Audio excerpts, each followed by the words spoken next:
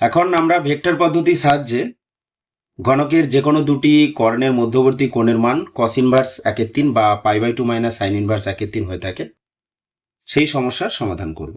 তো এটা করার জন্য আমরা কি করছি, এর জন্য প্রথমে আমরা একটা ঘনক এঁকে নিচ্ছি। মোটামুটি একটা রাফ স্কেচ।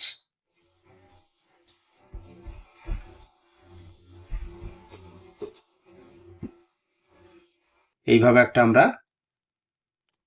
রাফ স্কেচ করে নিচ্ছি। এটাকে আমরা একটা অক্ষ এক্স অক্ষ করে নিলাম। এটাকে আমরা জেড অক্ষ করে নিচ্ছি এবং এই অংশটাকে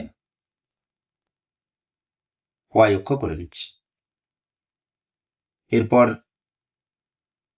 এই অংশগুলো জুড়ে দিচ্ছি। তো মোটামুটি একটা রাফ স্কেচ করেছি আর কি।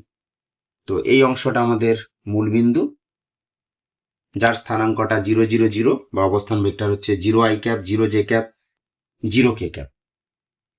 তো নামকরণ করে নিচ্ছি, এটাকে ও এ, এটা বি, এটা সি, ডি,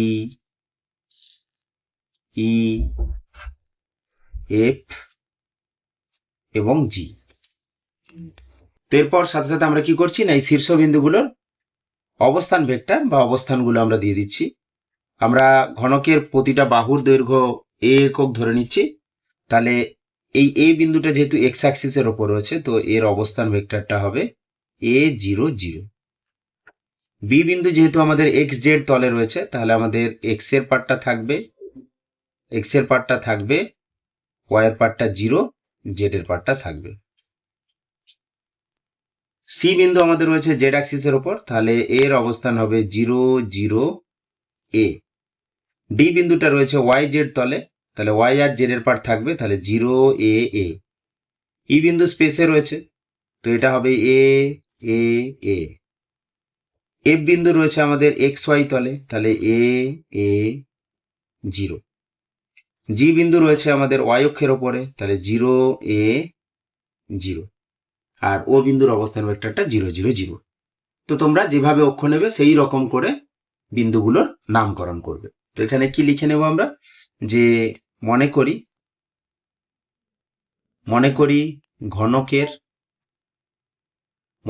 ঘনকের প্রতিটি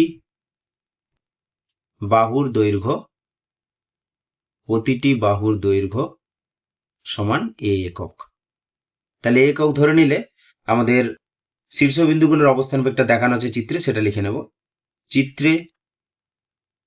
চিত্রে ও A B C D E F G ঘনকের প্রতিটি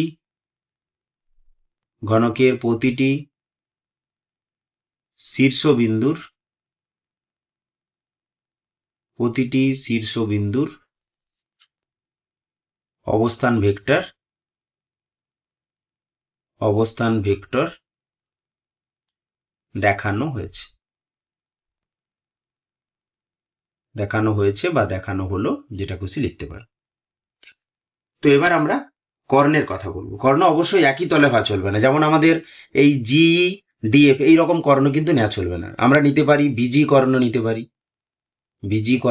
পারি, আমরা নিতে পারি এখানে আমাদের সিএফ কর্ণ নিতে পারি, আমাদের ওই কর্ণ নিতে পারি, ও ই এই কর্ণ নিতে পারি, কিংবা আমরা জিবি বিজি বা জিবি নিয়ে নিয়েছি, সিএফ নিয়ে নিয়েছি, তাহলে এডি। তাহলে এই চারখানা কর্ণ আছে, তো আমরা যে কোনো দুটো নেব। তাহলে আমরা বাকি দুটোকে বাদ দিয়ে দিচ্ছি।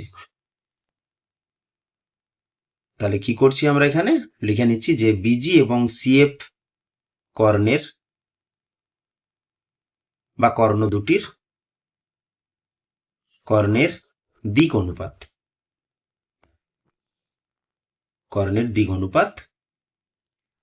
যথাক্রমে তো বিজি কর্ণের দিক অনুপাত কত হবে, a - 0 0 - a - 0। তাহলে এ মাইনাস জিরো, জিরো মাইনাস এ মাইনাস জিরো, এবং সিএফ। তো সিএফ কর্ণের আমরা যদি দিক অনুপাত বের করি, এ minus zero, A minus zero, zero minus A, অর্থাৎ জাস্ট সরল করলে যেটা পাই, এ মাইনাস এ এবং এ মাইনাস এ। তো এই কর্ণ দুটোর মধ্যবর্তী কোণ আমরা থিটা ধরে নিচ্ছি। তাহলে ধরে নিচ্ছি যে মনে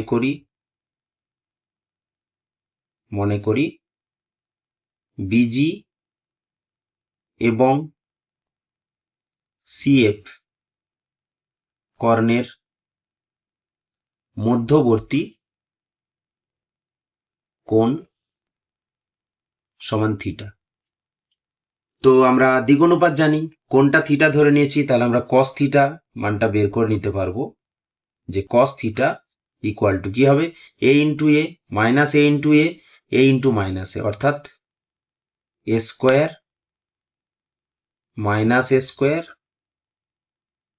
minus A square by root over of A square plus minus এর whole square plus A square, অর্থাৎ 3a স্কোয়ার।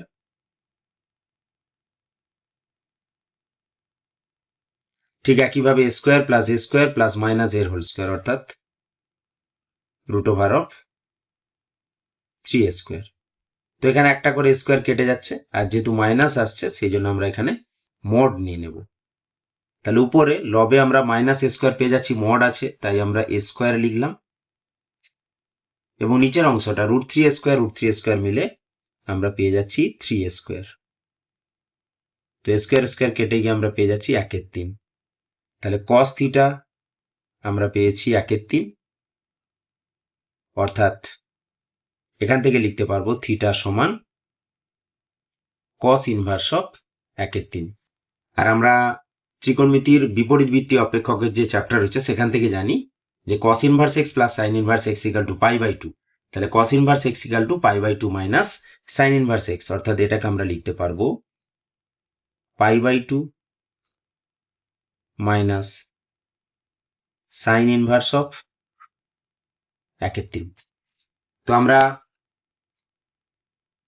যে কোনো ঘনকের যে কোনো দুটো কর্ণের মধ্যবর্তী কোণ কস ইনভার্স 1/3 এইভাবে আমরা দেখাতে পারি, বা π/2 মাইনাস সাইন ইনভার্স 1/3 দেখাতে পারি। তো এখন আপাতত এটুকুই। ওকে, থ্যাঙ্কস ফর ওয়াচিং।